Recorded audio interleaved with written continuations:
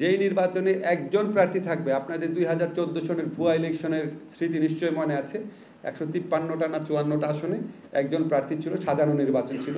এই ধরনের নির্বাচন যেন না হয়। একজন প্রার্থী থাকলে সেখানে যারা ভোটার আছে তারা না ভোট দিতে পারবে, যেই প্রার্থী পছন্দ না, তখন সেখানে আবার নির্বাচন হবে।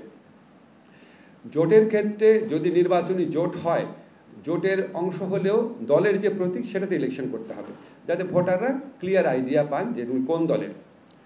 তারপর যারা ইলেকশনে কাজে ব্যস্ত থাকেন, আমাদের আইন শৃঙ্খলা রক্ষাকারী বাহিনী, প্রিজাইডিং অফিসার বা রিটার্নিং অফিসার, যারা নির্বাচনী কাজে ব্যস্ত থাকেন, লক্ষ লক্ষ মানুষ নির্বাচনী কাজে ব্যস্ত থাকেন, ওনাদের ভোট দেওয়ার স্কোপ ছিল না। আমাদের বিধান করেছি যে পোস্টাল ব্যালটে ওনারা ভোট দিবেন। আমাদের যারা প্রবাসী আছেন ওনারা পোস্টাল ব্যালটে ভোট দিবেন। ইলেকশন কার্যক্রমে যারা নিয়োজিত থাকবেন তারাও পোস্টাল ব্যালটে ভোট দিবেন। তারপরে ভোট কাউন্টিংয়ের জায়গাতে মিডিয়ার প্রেজেন্স, মিডিয়া থাকতে পারবে, সেটার বিধান করা হয়েছে। আর যারা রাজনৈতিক দলকে টাকা পয়সা দিবেন, দান, অনুদান বা চাঁদা যেভাবেই হোক না কেন, 50,000 টাকা বা তার বেশি হলে এটা ব্যাংকিং চ্যানেলের মাধ্যমে দিতে হবে। যিনি দিবেন তার ট্যাক্স রিটার্নটাও জমা দিতে হবে সেখানে। এখন নির্বাচন কমিশন যদি মনে করে একটা নির্বাচনী এলাকাতেই এত বেশি অনিয়ম হয়েছে যে পুরো নির্বাচনী এলাকার ভোটই বাতিল করা উচিত, তাহলে ইলেকশন কমিশন সেটা করতে পারবে, সেই ক্ষমতা দেওয়া হয়েছে। জাতীয় ঐক্যমত্য কমিশন আছে, আমাদের বিচার বিভাগীয় সংস্কার কমিশন আছে, আমাদের মাননীয় প্রধান বিচারপতির যে সংস্কার রোডম্যাপ আছে, সব জায়গাতেই সুপ্রিম কোর্ট সচিবালয় প্রতিষ্ঠার কথা বলা হয়েছে। আমরা এই আইনটা নীতিগতভাবে অনুমোদন করেছি। এই আইনটা যখন চূড়ান্ত অনুমোদন হয়ে যাবে, তখন অধস্তন আদালতের যারা বিচারক আছেন তাদের বদলি, তাদের পদায়ন, তাদের পদোন্নতি, তাদের শৃঙ্খলা সংক্রান্ত সকল ব্যাপার, সকল কিছু সুপ্রিম কোর্টের নিয়ন্ত্রণে চলে যাবে।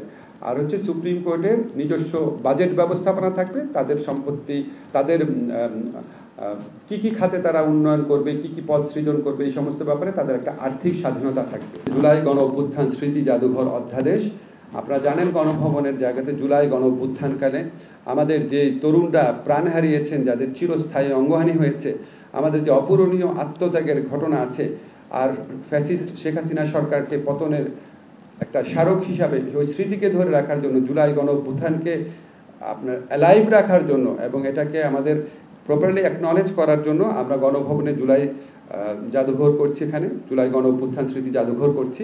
তো এটা আমরা একটা সেপারেট জাদুঘর হিসাবে এস্টাবলিশ করতে চাই।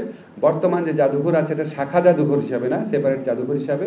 তো সেখানে লোকবল লাগবে, আর্থিক সংশ্লেষ আছে, সেই জন্য আরও একটু আলাপ আলোচনার প্রয়োজন রয়েছে। এটাও আমরা খুব দ্রুত চেষ্টা করব, খুব দ্রুত এটা চূড়ান্তভাবে অনুমোদন করার জন্য। দুদক অর্ডিন্যান্স, হ্যাঁ, সেখানে কিছু কিছু বিধান করা হয়েছে, পুরাটা আমি বলতে পারবো না, আপনাদের সময় লাগবে অনেক।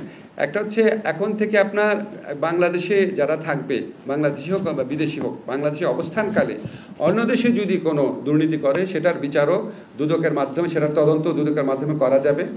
আর ওইখানে জ্ঞাত আয়ের সংজ্ঞাতে বলা আছে, জ্ঞাত আয় মানে বৈধ আয়। জ্ঞাত আয় মানে আপনার মানে জ্ঞাত অবৈধ আয় না, বৈধ আয়, এগুলো ক্লিয়ার করা হয়েছে। যে সমস্ত জায়গায় বাংলাদেশে যে জায়গাতেই দুদকের অফিস থাকবে সেখানেই দুদকের স্পেশাল কোর্ট গঠন করার বিধান করা হয়েছে। দুদক যারা চেয়ারম্যান থাকবেন বা দুদকের যিনি প্রধান থাকবেন তাদেরকে বাছাই করার জন্য 7 সদস্যের বাছাই কমিটি করা হয়েছে। সুপ্রিম কোর্টের আপিলেট ডিভিশনের একজন বিচারকের নেতৃত্বটা হবে এবং ওনারা গণবিজ্ঞপ্তির মাধ্যমে প্রার্থী বাছাই করবে। তাছাড়া ওনারা নিজেরাও প্রার্থী বাছাই করবে নিজের বিবেচনায়। সাক্ষাৎকার নেওয়া হবে প্রত্যেক যারা কমিশনার হতে চান বা আগ্রহ আছে। কমিশনের যে কার্যাবলী দুদকের, সেটা কার্যাবলী বাড়ানো হয়েছে, ক্ষমতা বাড়ানো হয়েছে, এজাহার দায়ের তদন্ত অনুসন্ধানের ক্ষমতা বাড়ানো হয়েছে। এবং আমাদের আজকে আলোচনায় বলা হয়েছে সবই ঠিক আছে, কিন্তু দুদকের অভ্যন্তরীণ জবাবদিহিতাও প্রয়োজন রয়েছে। হস্তান্তর করার জন্য বা কাউকে ভাড়া দেওয়ার জন্য বা আপনার যে কোনো ধরনের চুক্তি করার জন্য বারবার রাজুকের পারমিশন নিতে হবে না।